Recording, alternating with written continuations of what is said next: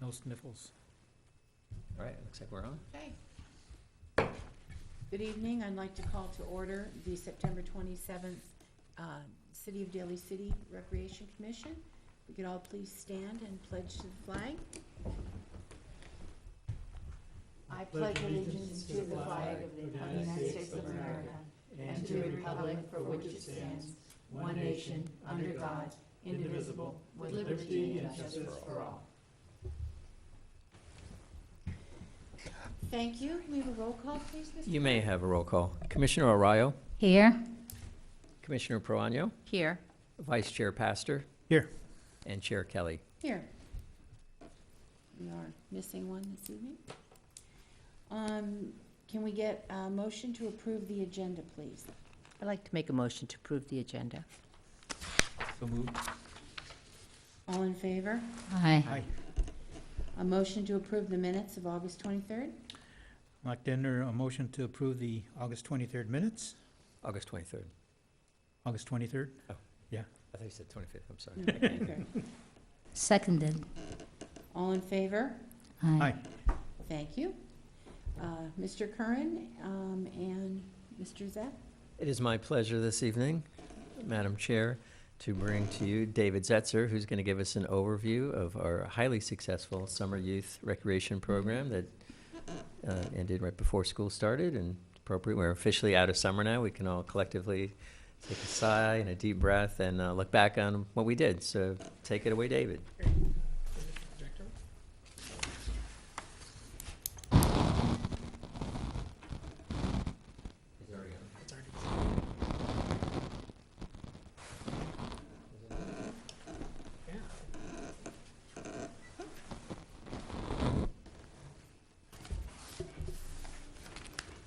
Well, we have a slight technical Some things never difficulty. change. We received copies of the presentation for our review. I saw it on when we. It was on. It was on. Be a moment. There it goes. It's coming up. I didn't fall asleep. Again, my name is David Zetzer, Recreation Program Supervisor over the Summer Youth Recreation Program. I'm going to be reviewing the program that ran for 10 weeks, each week having its own theme, related field trips, craft projects, food feasts, and games. We started our summer at 5 locations: Marchbank Park, Gellert Park, Westmore Park, Hillside Park, and Westlake. This year, we added 2 new weeks to the program, bonus weeks. Bonus week 1 being at Gellert Park, which also served as a hands-on training for new staff and old staff, and for some of our VLPs. The bonus week 1 took a field trip to the Children's Creative Museum and was a great chance for the participants to take potions class, herbology, play Quidditch, had feasts, find dragon eggs, and even drink butterbeer. For bonus week 2 at Marchbank Park and Westlake Park, we repeated most of the same projects, gave them a little twist and spin so they were slightly different. But for the field trip, we went on a tour of the ferry building, Pier 39, Fisherman's Wharf, rode the Carousel 7D experience, and as well as going to the Mech Museum. Here's photos from week 1, bonus week 1. And this is one of the videos from the Children's Creative Museum. Ooh, I guess it doesn't play. But we had a chance for the kids to do stop action animation. Maybe.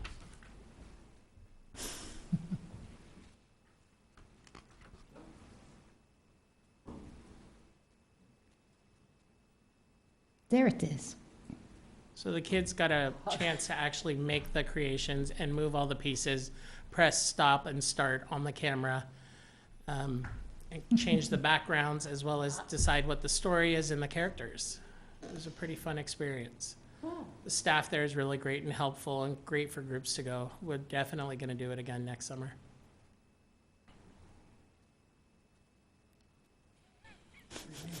Like Gumby. And And these are some photos from week 2, or bonus week 2. Bonus week 2 also gave us a chance to launch our first family movie in the park. Family joined us to watch The Chronicles of Narnia and The Lion, Witch, and the Wardrobe.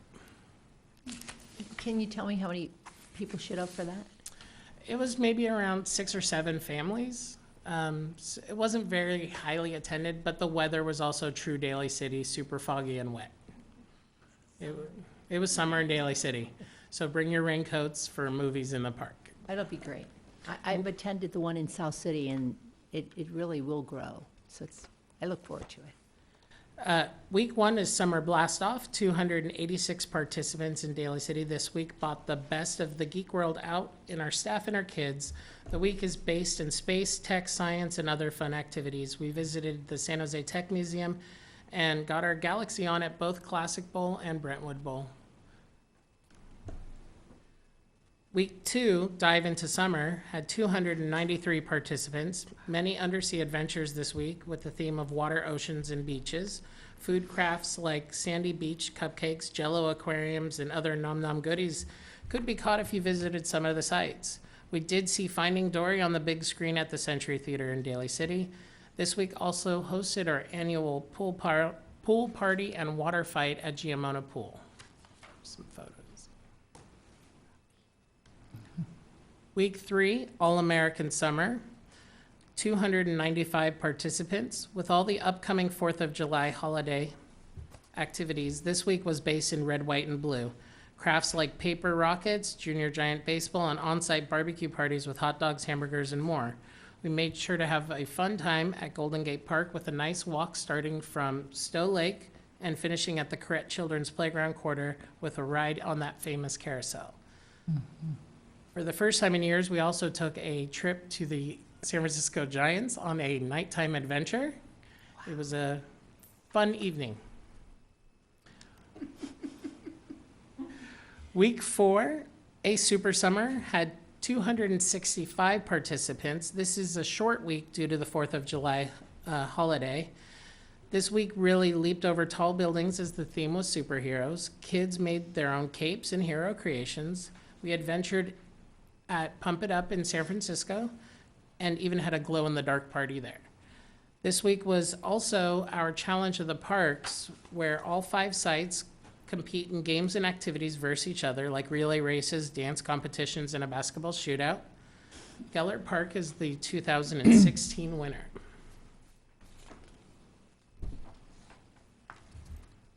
Week 5, S'more Summer, 269 participants. Who wouldn't like a s'more summer? This is our outdoor adventure week. Kids learned how to tie-dye, about fire safety, and how to even make a s'more. We had 3 adventures this week. We had a fun hike and picnic through San Bruno Mountain, a great swim trip to Cole Canyon in the East Bay, and an overnight camping trip in the Westlake Gym with a real bonfire outside.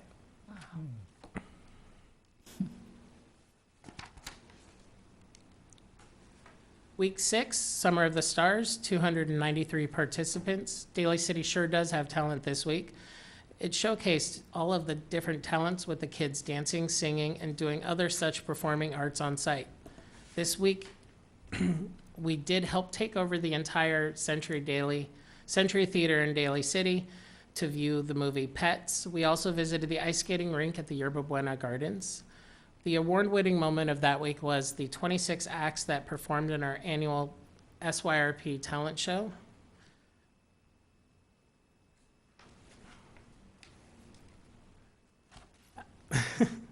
Complete with a photo op when the kids got off stage in their own trophies.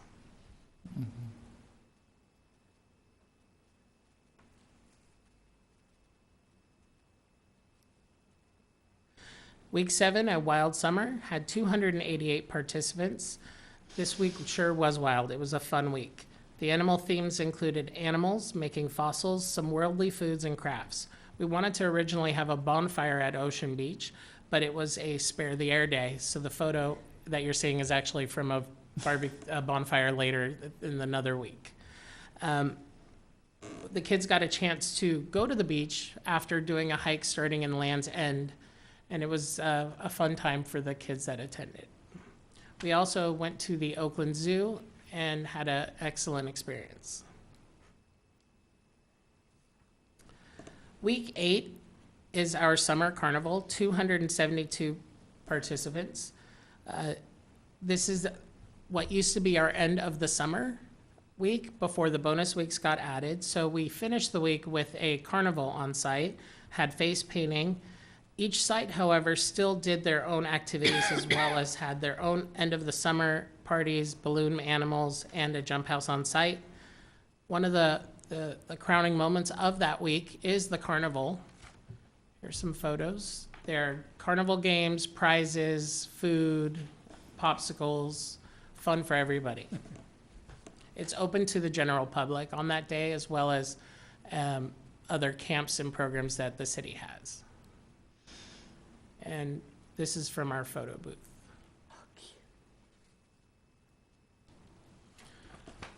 Included in the Summer Youth Recreation Program is also the Volunteer Leadership Program. The Volunteer Leadership Program had 119 registered participants with over 17,000 hours of community service in the 5 locations. The program, the SYRP program wouldn't be as successful if we didn't have these fabulous teens that come and give up their summer and volunteer with us. And finally, as part of the Summer Youth Recreation Program, we do have the Junior Giants program. The Junior Giant program has 3 leagues: T-ball division for 5 and 6-year-olds with 90 participants, black division for 7 and 9-year-olds with 90 participants, orange division for 10 to 13-year-olds with 120 participants. The first pitch meeting had over 500 families in attendance. 120 families signed up that evening for the Daly City Library's summer reading program, and over 200 free books were given away to them as well. And that will conclude my presentation for the Summer Youth Recreation Program. Very successful summer. I want to be a kid and go the whole time and not work. That would be so much fun. So much fun.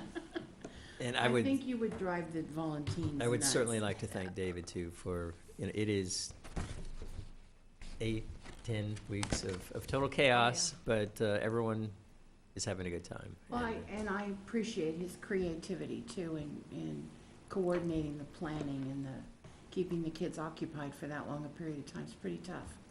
The staff deserves the credit as well. Well, you coordinated, and please share the congratulations with all of them. I will, thank you. And the Congratulations, yeah. Because I also ran a summer program, I know how difficult that is. So congratulations to you and the staff. Yeah, wonderful. Thank you very Yeah, much. through the chair, I'm very impressed on how the various sites that you took them to, like to get acquainted with our neighbors north of us in San Francisco, Land's End, and what have you, and just to have them explore and enjoy the day, whether it might have been foggy or not. But that's great experience for those ages. So thank you, David, and the group. No, there were a couple of times that you'd drive up John Daly Boulevard and you'd see just mass of children. Oh, yeah. There they go. That's great. Yeah. And one other thing I do want to point out, that we focused on the Summer Youth Recreation Program with a little bit of Junior Giants at the end. There's also all the other specialty camps that take place. So there was basketball camp and volleyball camp and theater camp, All sports camp. all sports camp, cheerleading Aqua camp. aqua camps. Mhm. So we were keeping a lot of kids engaged over the summer, Yeah, including a congratulations. couple Good job. related to me. So Yeah. it's a good, still an incredible value for what the kids get. And I imagine plans are already underway for next summer. Halfway done. We're halfway done.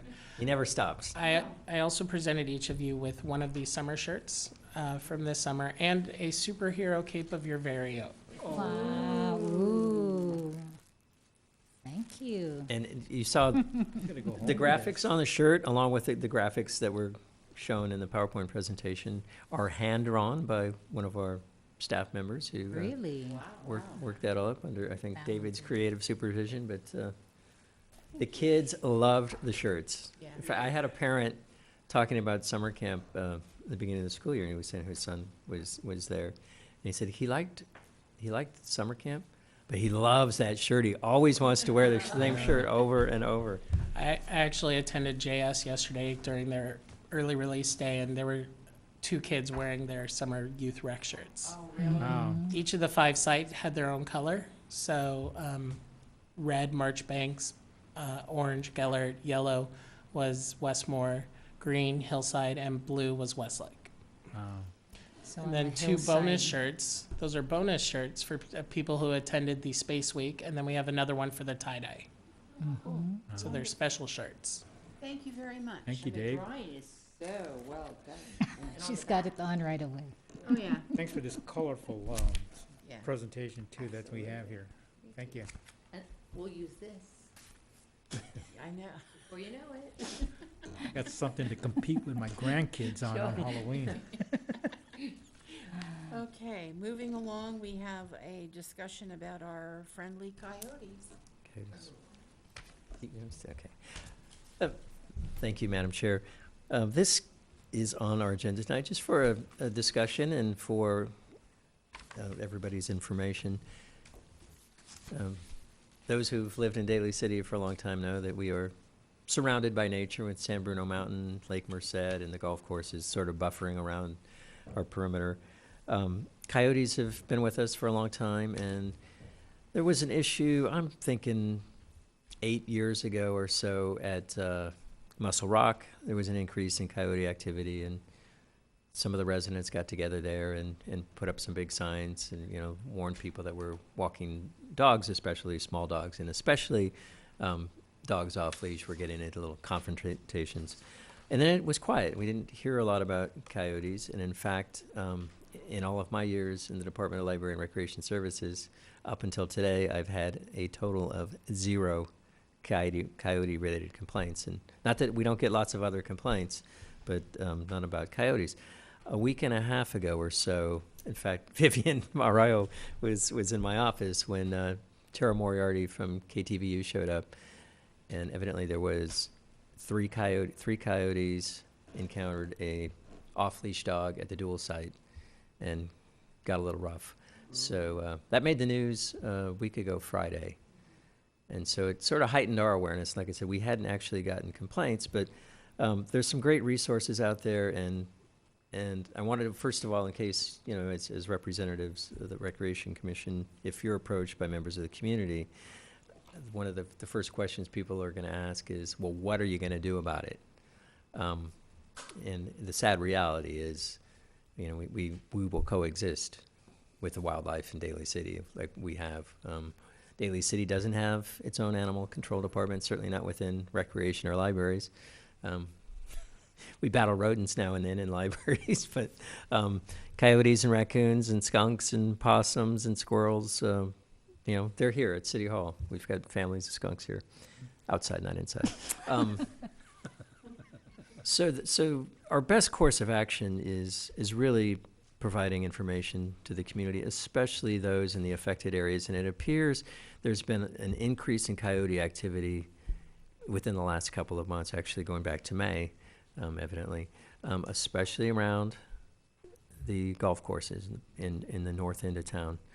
I've not seen any coyotes in Westlake Park for quite a few years. Maybe you might have been around. We had one maybe 3 years ago that appeared at dusk when no one was in the park.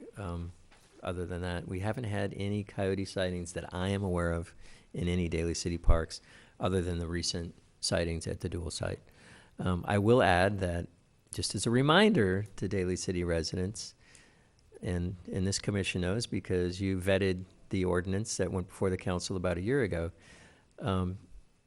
dogs must be on leashes in Daly City parks, and the leash may not exceed 6 feet. There's a reason for that. We have far more dog on child incidences reported than coyote on dog. And we've even in Westlake Park, within the last year, we had a 3-year-old girl that was attacked by a dog and ended up in the emergency room with a bunch of stitches to her face. So it's a serious matter.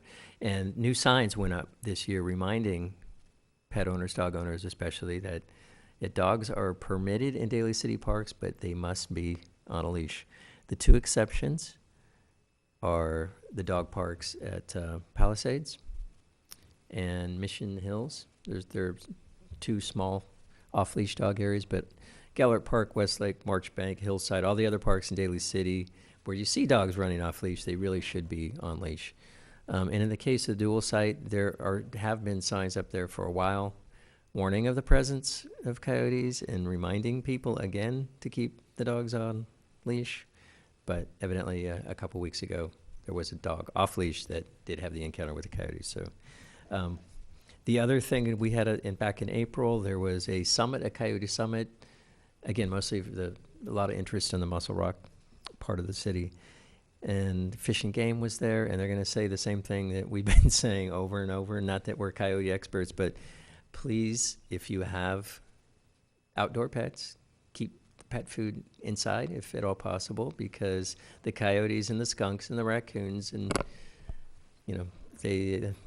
they'll keep coming back if there's a food source. So, if you make it comfortable for them, they're not going to go away. And the other thing is to be really careful, especially with small dogs in those areas where we know there are coyotes. Keep them on the leash, keep them within your sight. And the same goes for small children. We have had 0 reports. I confirmed this with the police. 0 reports of any coyote complaints at all to the police department, but 0 attacks on children. And that's an extremely rare occurrence, and more likely to have a raccoon attack a small child than a coyote. But with that said, I did pass out some information that, so you're all aware that sort of the best practices. There's a wonderful organization called Project Coyote that maintains a resource, videos and pamphlets and flyers, and really, there's lots of words on there, but the underlying theme is, the coyotes are here, and we're not going to eradicate them. We're not going to put birth control out there, which was one of the suggestions. We're going to try to coexist and be smart about it. Not leave food unattended in the backyards, and keeping an eye on children and pets. With that said, we do have a guest in the audience today, and I think it would be great if she would be willing to come share her story through the chair. Living near a golf course, I do see coyotes in my yard, and I just kind of figure, I'll leave him alone, he'll leave me alone. I'm sure you hear them at night too. Yeah. Not so much, but, But I do see on Nextdoor that there are quite a few people in my neighborhood and in Broadmoor that have been posting sightings, so. Through the chair, just since we're speaking on coyotes, 5 months ago, there was a coyote presence in the common area, in the Sermonte neighborhood, in the common area that's kind of like between the Gellert houses and the Hampshire Avenue houses. And the neighborhood cat chased it out, chased it away. But it was just a feral cat that was up there that just didn't want it near its own space. So they were playing kind of like chase the tail type thing around there. But then the coyote found its way outside the area. But that was about 5 months ago, and that's about the only last time I saw a coyote up there in Sermonte neighborhood. Yeah, they're certainly all around San Bruno Mountain and around the golf courses, but I had not heard of a coyote in the Sermonte neighborhood. Yeah. Well, I mean, you get the skunks and the possums and the raccoons and. Yeah. There's lots of food out there. Yeah. And Well, there's a lot of people. one theory I read was because of the rain that we had this year, there was more food for the little rodents, and up the food chain, everybody ate well and had a good breeding season. So that might be Well, and part in of it. my neighborhood too, there's quite a few people that feed the feral cats, and so that brings all kinds of things too. Yeah. Anyway, through the chair, I would love to invite Paula Baran to share her story. A good cautionary tale for those of you living near golf courses and open space. Excuse me, would you could please come up to the microphone? They can't hear you. We have a live TV audience. Yeah. And then when you're finished, I think there's speaker cards, if you'd fill that out for the Okay, record. please. perfect. I've noticed the squirrels have started coming back because they've been gone for quite a while. The cats, there's a lot of missing cats. And my particular story was I live on the golf course on Wilshire. And we have a 6-foot fence outside, and this dog has always been able to go in and out and not a problem. And I came home about 4 months ago and called her in, and her neck was completely bloodied, 9 puncture holes. Got her up to the emergency on Juniper Serra and had to leave her overnight. And they were so amazed that they didn't cut her jugular, because that's what they go for. They go for breaking the neck. So it's been quite a journey, and we still can't figure out how it happened, because a 6-foot fence is a 6-foot fence. Now it's an 8-foot fence. And I had not really seen them, so I wasn't really geared for protecting or being concerned or afraid, terrified at this moment. And now I watch a pack of 6 of them. And at night, it is like living in the killing fields. It's horrendous. They've got something out there. I don't know what breed, or if it's certainly not dogs, but it sounds more cats and things. And it's just been it's been so frustrating. It was $4,000 of my money to have this all taken care of, which I would pay $14. This is my baby. And we've had as a backstory, we've had a really big year because she was found to have a cancerous tumor on her spine. So we went down to Sage and did the radiation. So she's one tough little Australian bugger. That's all I'm going to say. But this is just, it's so, to be encroached upon in your home like that. It's like being robbed. It's like being raped. It's so defiling. And the fear then is, now I don't let her go out in the backyard without me. And they're ratters, so she's a runner. Loves to play ball, and I take her to the beach. I'll walk her up and down. A lot of times at night, we will run to the corner because outside it's safe, and I've got her on a leash, so I get her at least some exercise. But it just has so significantly changed how you live your life and your fear level, my fear level. And I have post-traumatic stress at the moment, which was prior to this, didn't help. But your ability to always be on guard and always aware. And I am the daughter of a San Francisco fireman, so I grew up with that. And now to have it be outside my bedroom window is very different. And I've talked to the ASPCA, I've talked to a lot of people, and what they always will tell you is that it's a protected species and that nobody can help you. And I guess my frustration is I thought I had a protected species in her own yard, and she ended up being so not. And so the killing keeps going on. They seem to have gone further down. They must have cleaned out our area. But, to see 1 and then to see 2, and over a period, I wish I had like time-lapse photography, and then to see 6, that's a big crew of coyotes walking down the back of the rough in the golf course. I mean, that's pretty heavy duty. I don't think most people have that experience. So when I heard about the situation down at the Broderick and Terry Monument, because my cousin and I had been down there a couple of months ago, because that's where we used to go when we were kids. We would walk down the street and, just kind of go, this is pretty cool. But we had no idea that was before this incident that there was anything around. And, there was no signs at that time, because that was probably, could have been 9 months ago. So I think the signposting is a really good idea. I think that people being told that they're there and that really watch your animals. People with cats are going to have a much harder time, I think, because cats do what cats want.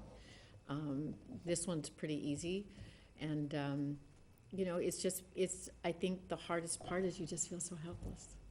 You just feel like you can't, it would be like you can't protect your child. You send them to a school and they walk 3 blocks away and they come home and they've been beaten up. And I think that's probably the difficult piece, and that she can't run and be free. That's very hard. We had her, I lived in Australia, and that's where I got her, and we were on 3 acres, so she just ran. She's a runner, and now she's she's a fast walker. Anyway, I just thought it was worth it. Oh, and I wanted to say about the banging of the cans and the shooing, get out of here. I have kind of a different thing that I use. Mine is, get out of here, you rotten sons of bitches. Right over the back fence, and the neighbor next door comes out and you'll go. So, yes, it's, when it's yours, it's excruciatingly personal. So, thank you. And Thank you for sharing. thank you for this, because I think that, you know, it is what it is. And like I was telling earlier, I have a girlfriend that was walking down her street in Ingleside Terrace and looks across the street, and there's a coyote walking down the street. And there's somebody that's left the baby outside in her stroller while she ran in the house, and I'm like, oh my God. But the coyote walked right past the children. Doesn't seem to be, I mean, I haven't heard of a lot of stories of that, but the animals, yeah. So, Thank you for sharing your story with us. well, thank you for and listening. We hope that because- stays healthy. Yeah, And she's, through the chair, I thought, is she too heavy for you to pick up so the camera can see? oh, no. Here you go. Hey, Oh, baby. hello. Hi. She needs a grooming, but, Oh, so cute. Thank you. Good to see you. thank Kat. you. Thank you, Paula. Do we have anything under our commissioners report? Just through the chair, you know, I'm still on the subject of the dogs and coyotes. You know, with the remaining events that we're having in Daly City, that maybe some of these extra flyers can be at least brought to those events just to raise the awareness. And maybe as we go into different events into 2017, maybe an information table of the coyote message be brought out, since it's a coexistent atmosphere that we're going to be going through. At least we get the awareness out there.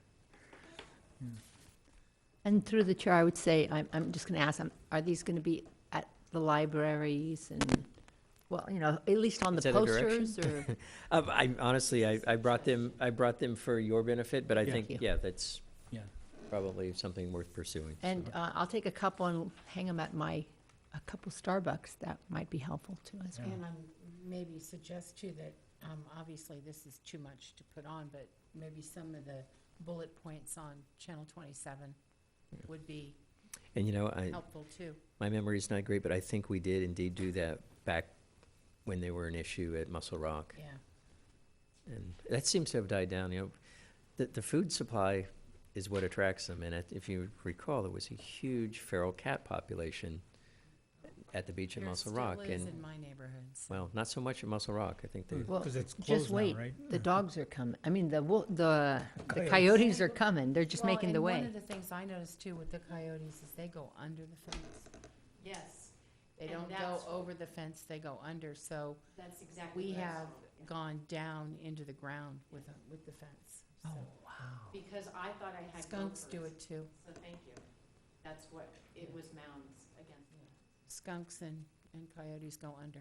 Oh, I got to Okay. repair a hole. all right, in the yes, we fence. can do Yes. both of those things. Okay, That's thank you. That's awesome. Yeah. Great, thank you. Sorry, we're just asking, I was just going to say that the Dolger Senior Center had for their members and volunteers, they had a beautiful event on Thursday, and there were 4 people recognized. I don't have them in front of me. Donna Pineda, Kathy Everly, Tony Zidich, and I'm forgetting Connie Ospina? Connie Ospina. Yeah, so the 4 of them were honored, and lovely event. That's all I was going to say. Well, through the chair. So I just received word. Now I'm going to talk about the Filipino American History Month, and I've been working with Director Curran on some aspects of it. But I just received word today, and I think this is worth sharing, that this particular event is going to be promoted quite heavily on television, at least on the Filipino channel, which is showing quite a bit of support for this event. And I'm told that it is going to be showing from October 1 to 8 at 5 times a day. So that's 40 times from October 1 to 8, and that's at a value of about $14,000. So I just wanted to note that this particular event is going to receive quite a bit of attention, not just locally, but nationally as well. Great. So Nice. we're very happy to have that. Congratulations. Yeah, thanks for sharing. The more the merrier. Yep. Yeah. Okay. Announcements? Yeah, we can zip through these real quick. Coming up on Sunday, October 2nd, our very favorite pancake breakfast, the Fall Festival at the Dolger Senior Center, again, put on by the supporters of the Dolger Senior Center, Inc., a 501c3 nonprofit group that helps so much in the support and operations of the Dolger Senior Center. I got my tickets. I got my ticket. It's a full day. Commissioner Arroyo just shared about the Phil-Am History Month celebration coming up on Saturday, October 8th at the Pacelli Gym. There will be all sorts of fun entertainment throughout the day, and bring an appetite because there'll be 3 food trucks out front and lots of food to go around. And on Friday, October 21st, you should have one of these in front of you. It's the family movie night in the park. Nice. So you've gone to South Cities, come to Daly Cities. It will be Friday, October 21, Westlake Park from 6 to 8. And the screening will be the movie Hocus Pocus with Bette Midler and Sarah Jessica Parker and people. And David's going to talk about what the trunk or treat means. I love that concept. So we're going to have the family movie night. We thought we should add another fun element to it. At the same time, a couple of people approached us and said, hey, what about doing a trunk or treat? So we're going to have a trunk or treat event, which is a car decorating contest for grown-ups, but it will be a trick-or-treating event, a safe haven trick-or-treating event where you can go from car to car and collect sweet treats, goodies, candy, toys, or whatever the person is. More information will be released on the Instagram web page in the next week about how to get involved with the trunk or treat, as well as posted on our Facebook and through other social outlets. It's our first time doing it. People who want to participate, it will begin at 6. And if a person is participating in decorating, they need to arrive early so we can check all their goodies and make sure they're good and safe. Well, and we'll get more than 6 families. And lastly, coming up Friday, October 28th, we'll have another meeting between now and then, but wanted to put a plug in advance for the Haunted Pool. If you haven't been, they go over the top. If you're familiar with the layout of Giamono Pool, they take the classroom and make it into a haunted maze, and they go all out. They're already working on it for this year, and I was there last year. It was pretty spectacular. Plus, it's a great family outing to hang out in the pool and splash around and have a good time. Friday, October 28th, starting at 6:30. That's it. Okay, thank you. And we have had our public comment, so there's no one else here. So I would like a motion to adjourn tonight's meeting, please. I can enter the motion to adjourn this evening's meeting. Second, I'd like to second that. all in favor? Aye. We're adjourned. Thank you all Thank very much. you. Thank you. Thank you again for the T-shirt and cake.